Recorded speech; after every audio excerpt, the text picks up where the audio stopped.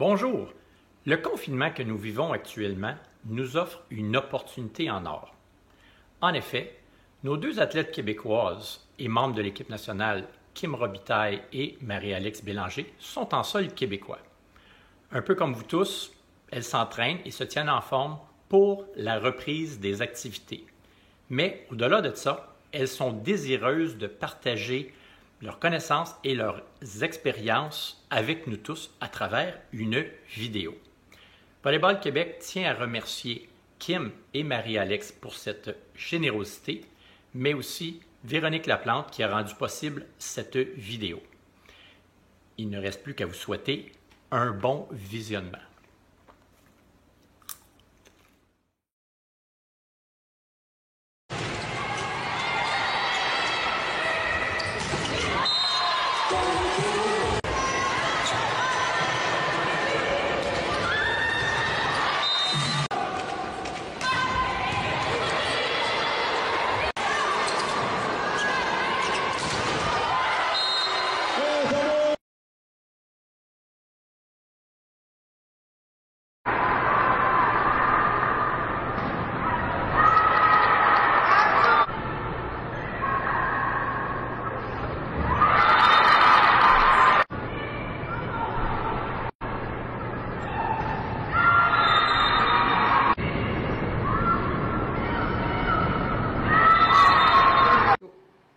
Je m'appelle Kim Robitaille, je suis passeuse et j'ai commencé à jouer au volleyball à Saint-Jean-Vianney pour aller au cyclone de dérive, Volley-Team Black, me diriger au cégep avec le Nordique de Sainte-Thérèse et jouer 4 ans et demi pour le Valéor de l'Université de Sherbrooke.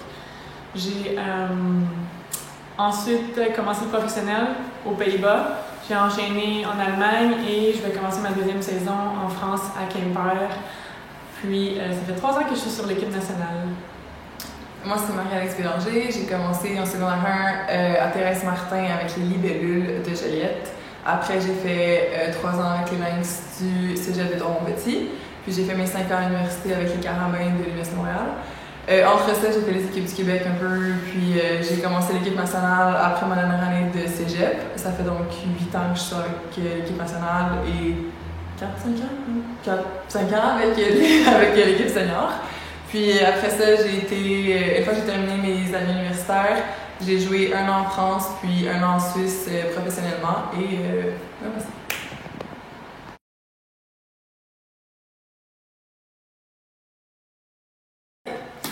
Donc pour l'horaire en Europe, c'est sûr que ça va dépendre dans quel club tu joues, dans quelle ligue tu vas jouer, à quel niveau. Pour ce qui est de moi et Kim, notre expérience était pas mal la même, donc c'est vraiment un emploi à temps plein. Tu fais 2 pratiques par jour, dans ça tu as ta préparation physique, préparation mentale, puis tu as tes matchs la fin de semaine. Tu peux aller dans des ligues où c'est un petit peu moins chargé, puis tu peux avoir un autre emploi, mais en règle générale, c'est vraiment ton emploi à temps plein.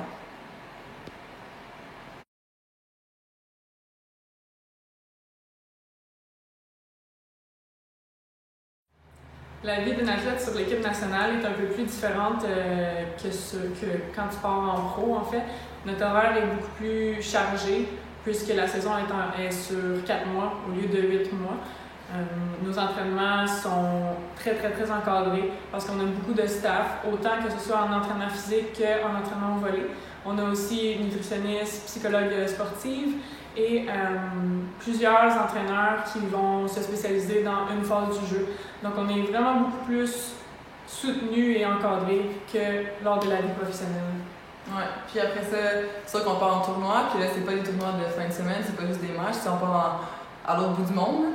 Donc c'est vraiment des plus longs voyages, puis là on est beaucoup dans le programme aussi, donc il y a une partie de l'équipe qui va partir voyager, l'autre pendant ce temps-là va rester au centre pour continuer à s'entraîner, puis essayer d'avoir des switches de personnel pour les différents tournois, mais tu sais quand on part en tournoi, il faut que tu penses à comment tu dors, comment tu te nourris, le jet lag et tout, donc c'est vraiment beaucoup d'organisation, puis on a beaucoup de personnel pour prendre soin de tous les petits détails.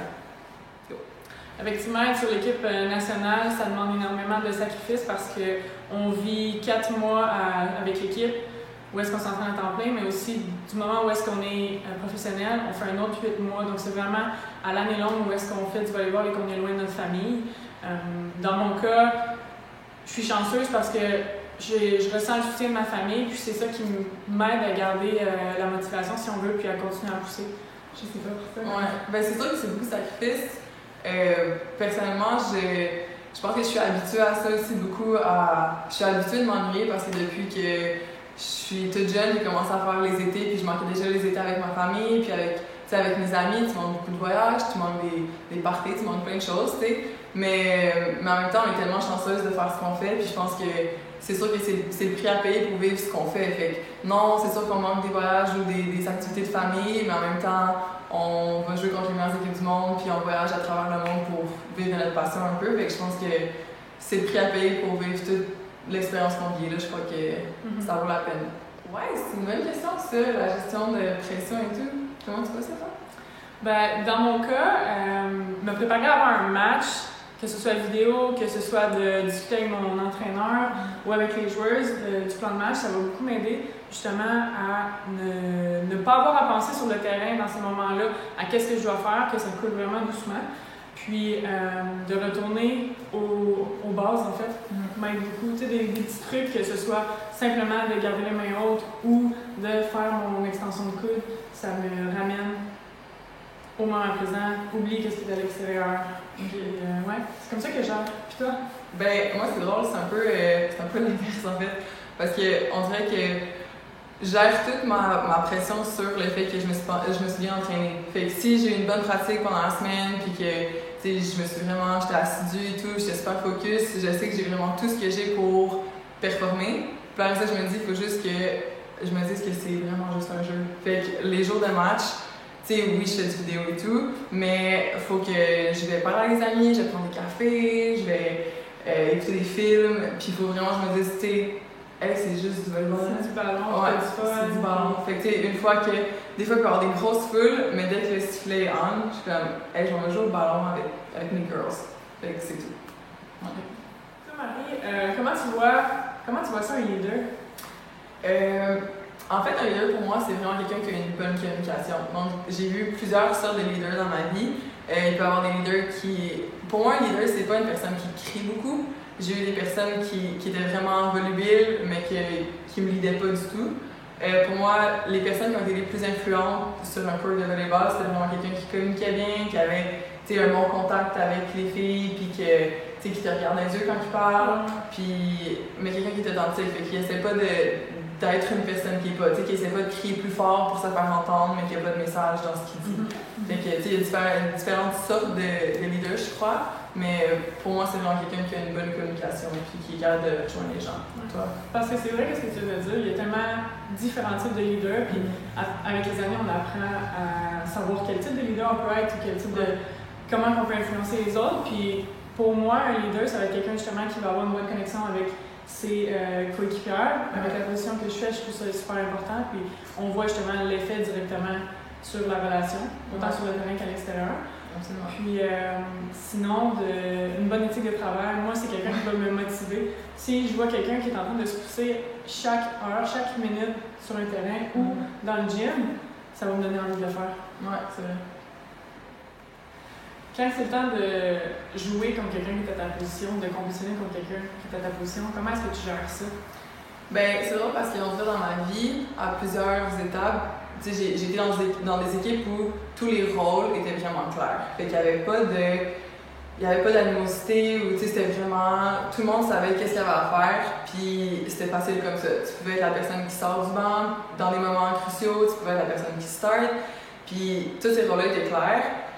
Quand je suis arrivée à un stade où là c'était moins clair, tu étais vraiment à égalité avec quelqu'un, puis des fois tu comprenais pas les raisons pour lesquelles tu jouais pas, c'est sûr que là ça devient plus dur de gérer tes émotions puis de focuser sur les bonnes choses. Mais tu sais, j'aurais dû apprendre vraiment plus vite à pas me comparer, puis à vraiment juste focuser sur toi-même. Puis tu sais, au bout du compte, t'as aucun dire sur la décision du coach, puis tout ce que tu peux, c'est être là pour ta partenaire, puis plus elle s'améliore, plus toi tu t'améliores. Fait que faut vraiment, c'est dur, puis c'est des travaux d'années que je suis sûre que tu fais aussi, puis que je fais encore. Là. On a toujours besoin de s'améliorer sur ça parce que c'est vraiment difficile, mais d'apprendre à, plus tu te pousses, ben, plus la fille à côté de toi va se pousser, puis plus elle se pousse, plus ton équipe va être bonne. Fait que c'est tellement dur parce qu'on veut jouer, puis on veut être bonne, puis on veut tout être un peu la meilleure un jour. Sauf que faut juste que tu comprennes que le but c'est que ton équipe soit meilleure, puis plus la fille à côté de toi est meilleure, dans le fond, plus c'est bon pour toi aussi. Fait que c'est dur, mais toi? C'est sensiblement pareil, où est-ce que je trouve que si on cherche on cherche des réponses aux questions pourquoi elle joue puis pas moi, ça va amener un côté négatif mental, puis tu seras pas capable de mettre ton focus sur ta progression, sur l'équipe, puis ça va être beaucoup recentré sur toi-même, alors que faut que tu veux mettre l'équipe avant toi. Ouais. Non, je suis vraiment d'accord sur toute la ligne de qu'est-ce que tu as dit. Parce que je sais que nous deux, on est comme deux opposés dans la matière, mais comment tu fais pour gérer ton entraînement, la fatigue, les blessures et tout? Je te dirais que j'ai appris à travers les années parce que quand j'étais à l'université où est-ce qu'on était étudiante athlète, je trouvais que je manquais de temps pour récupérer, j'avais besoin de dormir plus. Puis quand on avait un entraînement à 6h30 du matin et qu'on devait enchaîner un cours à 8h, c'était vraiment difficile.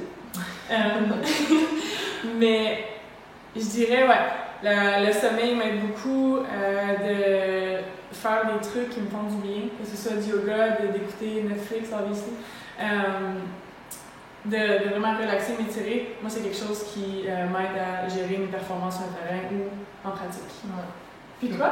Moi, c'est drôle parce que en fait, je peux pas arrêter de m'entraîner. Fait que, je connais mon corps, je connais mes faiblesses, mon épaule, entre autres, ou mes abdos, puis je sais qu'au moment où je vais arrêter de m'entraîner, je vais me blesser. Fait que, je me rappelle, là, pendant Noël, avec les carabins, on avait notre entraîneur Olivier, on avait des périodes où on n'avait pas le droit de s'entraîner, puis moi, je devais continuer à y aller parce que je connais mon corps, puis ça aide ma tête à savoir que je m'entraîne. Fait que plus je m'entraîne, plus on dirait que j'ai de l'énergie, puis dès que je sens un relâchement dans mon entraînement, plus là, je vais être plus anxieuse, je vais moins bien dormir. Fait que, je suis comme un peu à la limite de l'extrême de, je dois toujours m'entraîner. Puis, en fait, plus je m'entraîne, plus j'ai d'énergie. Fait que c'est presque un mental aussi. Ouais. C'est ta santé mentale, c'est comme ça que ça te fait du bien. Ouais, en fait, je suis comme une obsessive d'entraînement. Est-ce que tu juges que c'est important d'avoir une bonne relation avec ton entraîneur?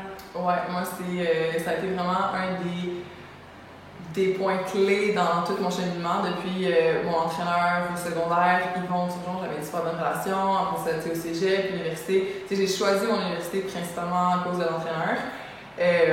Puis pour moi, c'était vraiment important d'avoir la confiance de mon entraîneur, de le savoir, puis pouvoir communiquer avec lui aussi super honnêtement. De ne pas avoir de barrière, puis de savoir exactement qu'est-ce qu'il pense, puis aussi que lui sache exactement ce que je pense. Puis ça, je pense que c'est une chose que des fois les athlètes doivent beaucoup travailler dessus parce que, on est des athlètes puis on a des bonnes têtes de cochon des fois, puis des fois, c'est normal de pas toujours être d'accord avec ton entraîneur, mais je crois qu'il y a toujours un moment puis une façon de communiquer avec ton entraîneur. Moi, j'ai toujours appris que tu es dans son équipe, l'entraîneur a raison, puis tu dois comprendre son raisonnement, donc tu dois communiquer avec lui, mais tu n'as aucun droit d'être irrespectueuse, merci, envers ton entraîneur. Fait que si tu as quelque chose à lui dire, tu vas lui parler dans son bureau, tu vas dans un entraînement après, tu dis hey, j'ai pas compris, ou pourquoi ça, mais tu dois toujours être respectueuse, puis c'est lui qui a raison, même si des fois tu n'es pas d'accord, c'est son équipe, si tu n'es pas d'accord, tu dois trouver une autre équipe. C'est comme ça que je vois ça. Pour toucher un peu à ce que tu as dit, les entraîneurs, ils veulent ton bien. Ils t'ont choisi parce qu'ils ont vu quelque chose en toi. Ouais. Puis c'est vrai que leur porte est toujours ouverte si tu as à leur poser des questions, si tu veux savoir un peu plus sur leur vision. Puis ça, je l'ai vécu à travers les années, puis ça m'a beaucoup aidé personnellement à me situer, à connaître mon rôle dans l'équipe. Ensuite, pour le lien de confiance, je pense que quand j'ai eu à m'ouvrir un peu plus à des nouvelles cultures avec le professionnel, d'arriver dans de nouveaux pays, des nouvelles visions, ça l'a permis justement à créer ce lien-là assez rapidement, étant donné aussi que je suis la passeuse. Les coachs cherchent à connecter aussi et bien comprendre quel genre de passeuse on est, blablabla. Ouais. Mais non, c'est vraiment quelque chose qui m'aide personnellement à progresser. Ouais. Puis, en fait, tu peux focuser sur les bonnes choses quand tu sais la personne qui va décider si tu joues ou pas, elle dit sur quoi travailler. Ça t'enlève tellement de facteurs externes, puis tu sais sur quoi focuser. très important. Marie, est-ce que tu as toujours su que tu voulais jouer à l'université, que tu voulais être recrutée? Puis, est-ce que tu aurais des trucs à donner aux jeunes qui souhaiteraient être recrutés éventuellement? Ouais, pas du tout, parce que toi, tu me connais. Pour ceux qui me connaissent pas, je suis pas une très bonne. Pas du tout, tu pensais pas être recrutée? Pas du tout, je pensais pas du tout être recrutée. Non. Je pensais pas non plus vouloir me rendre si loin dans le volleyball. Je suis une personne très jour à jour. Donc après secondaire, je me suis dit de toute façon, je pourrais pas jouer plus haut que ça. Quand j'ai commencé en secondaire 1, là, c'était pas tout cuit dans le bec. Là. Je croyais pas que j'avais un avenir dans le volleyball du tout. Puis là, avec les années, j'ai vraiment beaucoup eu. J'ai été dans un programme qui était beaucoup focusé sur le moment présent, le plaisir et tout. Alors, j'ai jamais vraiment pensé au recrutement, ce qui m'a beaucoup aidé, je crois, parce que ça m'a beaucoup enlevé la pression de pas me dire, de pas penser est-ce qu'on va me recruter, est-ce que ce coach-là m'a vu, est-ce que. Tu sais, j'avais même pas ça en tête, fait que je pensais que ça m'a beaucoup aidé à vraiment juste penser à hey, en ce moment j'ai du fun, je joue au volleyball, puis si ça arrive, mais tu sais, il faut que tu travailles pour ça, c'est sûr, mais il faut pas que tout le cheminement soit juste pour cet objectif-là. Ouais, toi? C'est vrai. Un peu comme toi, où est-ce que moi, je voulais juste jouer du ballon. J'étais très orgueilleuse, très compétitive, donc oui, je voulais gagner, puis à un certain moment, c'était comment est-ce que je peux devenir meilleure pour qu'on gagne, mais après, j'ai jamais pensé être recrutée, jamais pensé être sur l'équipe nationale, Moi, je voulais être recrutée au cégep, tu sais. Ouais. Puis après, c'est au cégep que, éventuellement, l'université est peut-être accessible. Mais oui, je trouve que c'est des super bons points où est-ce que tu veux travailler fort, avoir du plaisir avec tes coéquipiers, parce que je pense que ça se ressent. C'est ce que les coachs voient aussi. C'est vrai, parce que tes teammates ressentent aussi. Ouais. Ouais. Je pense ton non-verbal, puis comment est-ce que ton éthique de travail, comment tu vas parler. Les coachs qui sont dans les gymnases, ils voient ça. Puis je pense aussi un point vraiment important, c'est abandonne pas. Fait que peu importe ce que le monde va dire. Moi, j'ai un exemple d'une joueuse qui m'a suivi depuis le secondaire, là, qui était toute petite, puis tout le monde me disait qu'elle était trop petite pour aller au cégep. Finalement, elle a joué carabin, puis elle a super bien fait. Puis elle avait pas le modèle type, mais c'était une tête de cochon. Elle travaillait, puis peu importe ce que le monde disait, elle a continué à travailler, puis finalement, elle a une super belle carrière. Fait que je pense que peu importe ton gabarit de joueuse ou ce que le monde dit sur toi, t'es la seule personne qui peut se mettre des limites. Fait que. On peut dire un petit coucou à. Carrière au bain! Oui. Ok, ça c'est ma question préférée. C'est quoi ton meilleur souvenir de volleyball? Le plus marquant dans ta carrière? Un souvenir que je me souviens de l'émotion du moment, ça a été en 2009, à ma première année, 2010 en fait, à la fin de l'année de la saison régulière, où est-ce qu'on jouait contre Laval à Sherbrooke. Puis c'était le match qui allait décider si on allait finir ou pas première. Donc moi, c'est ma première année à l'université. Je découvre tout ça. Puis on a une super belle saison. Puis on finit par gagner le match. Je me souviens, avant le dernier point, les gens criaient. J'avais des frissons qui me montaient dans les jambes jusque dans la tête. Et on gagne. Le gym a sauté au pire. Non, c'est vraiment une belle sensation. Puis c'était la première fois depuis 2004 que le Royal finissait premier. Donc ça faisait 5 ans qu'il n'avait pas fini premier. Ouais. Puis toi? Moi, mon plus beau moment, le plus marquant, en fait, c'est ironiquement, c'est une défaite. Puis c'est à mon dernier championnat canadien avec les Carabins. On était classés première pour favorite pour gagner le tournoi. On avait vraiment une bonne équipe. Je continue à croire qu'on a vraiment une très bonne équipe. Puis en quart de finale, on a perdu. Ça a été un gros upset. Je me rappelle de rien du match. Je comprends pas comment on a perdu encore. Puis ça a été comme la chose la plus douloureuse. Là. Ça fait 5 ans que tu te dis que tu construis cette équipe-là, c'était notre cycle, c'était notre année, c'était crunch time, puis on perd, tu sais, à Québec, devant toute notre famille, devant tous nos fans, puis c'est notre dernière année, c'est notre dernière shot, puis tu sais, c'était terrible, tu sais, je me rappelle, là, j'ai regardé Katia, on a perdu, tu sais, comme c'était dur à croire, mais le lendemain, il fallait qu'on se relève et qu'on rejoue encore. Puis tu sais, je me rappelle, là, j'ai pleuré tout le long, j'ai pleuré jusque dans le warm-up du match le lendemain, puis là, Olivier, mon entraîneur, m'a dit, est-ce que tu peux jouer? J'étais comme, quand ça va siffler, je vais être correct. Puis là, finalement, ça a sifflé, puis on a gagné, puis on a eu une super belle fin de tournoi. Là, on a joué notre meilleur volley, mais c'était fou de voir que malgré avoir une claque en face comme ça, comment est-ce que toutes les filles, puis les coachs, puis nos familles, on était encore tellement soudés, puis c'était tellement, tu sais, c'est plus beau de voir comment est-ce qu'on était unis, puis après toutes ces 5 années-là, on est restés super proches, puis comment est-ce qu'on a construit quelque chose de plus beau que juste une médaille. Fait que, tu sais, non, on n'a pas gagné le Canadien, mais dans ma tête, on avait la plus belle équipe, puis je pense qu'on a encore la plus belle équipe, puis ouais, le sentiment de famille qu'on avait était vraiment plus beau que juste la médaille d'or qu'on a pris. C'est toute la partie avant. Ouais, tu sais, beau tout. Tu sais, le dicton qui dit le cheminement est plus beau que l'accomplissement, ben ça, c'était la preuve vivante que j'ai perdu avec cette équipe-là, mais j'aurais pas gagné avec personne d'autre. Okay. Ouais.